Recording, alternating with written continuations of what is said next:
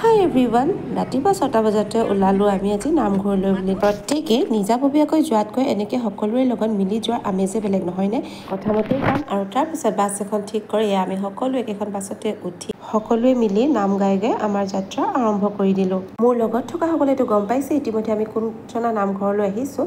হয়, আমি আহিছোঁ গোলাঘাট জিলাৰ ইতিহাস প্ৰসিদ্ধ শ্ৰী শ্ৰী আঠখেলীয়া নামঘৰলৈ। আৰু এইখনেই হৈছে প্ৰৱেশ কৰা মুখ্য তোৰণখন। তোৰণখনৰ মাজভাগত শ্ৰীকৃষ্ণৰ মূৰ্তি আৰু দুই মূৰত দুটা মৰাচৰ প্ৰতিকৃতি দেখিবলৈ পোৱা গৈছে। আৰু আহিয়ে প্ৰথমে আমি সেৱকীসকলে বন্তি জ্বলোৱা ঠাইডোখৰ দেখা পাই পিনে আমি তাতে বন্তি জ্বলাই ল'লোঁ। আৰু আমাৰ মৌমণিও নিজে ধূপ জ্বলাইছে। মোৰ লগত জ্বলোৱাৰ পাছত আকৌ দেউতাকৰ লগত জ্বলাই এয়া আইতাকৰ লগত সেইখিনি গুজা সময়তো মানে নিজে কৰে তাই। চবতে উস্তাদ মানে। আৰু মূল নামঘৰ ভাগৰ দুইভাগে দুখনি শৰাই দেখিবলৈ পোৱা গৈছে। আৰু দেখিছেনে ভক্তসকলৰ ভিৰ? মন কৰিছে নাই বাৰু? এই যে মূল নামঘৰ ভাগৰ এইফালে 8টা খোলৰ নিচিনা আপোনাৰ খুঁটা নিৰ্মাণ কৰি থোৱা আছে।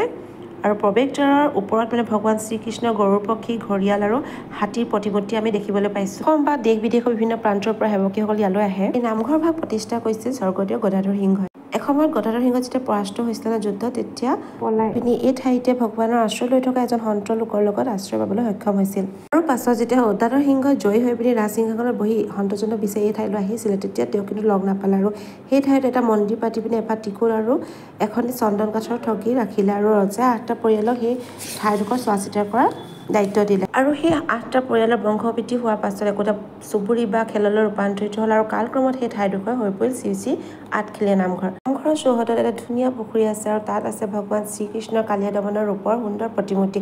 আৰু পুখুৰীটোত বহুত মাছ কাছ দেখিবলৈ পালোঁ দেই।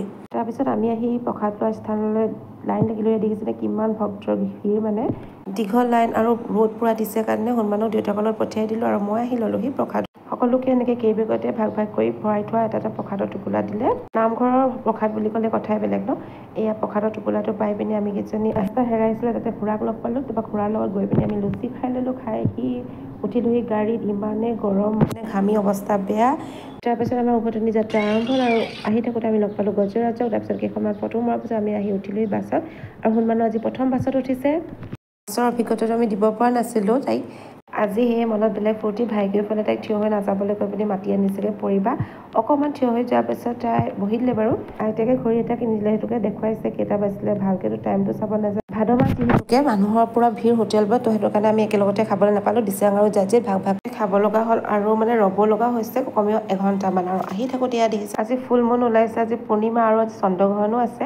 তাৰপিছত এজন দুজনকৈ আমাৰ সহযাত্ৰীবোৰ নিজৰ নিজৰ ঘৰৰ সন্মুখত নামিলে। আৰু আমিও নিজৰ বস্তু লৈ নামিবৰ কাৰণে ৰেডি। পানী লাগি মাতটো একদম ভাগি আছে, তথাপিতো এনেকৈ ভিডিঅ' এটা বনাই ৰাখিলোঁ পাছলৈ চাব পৰাকৈ।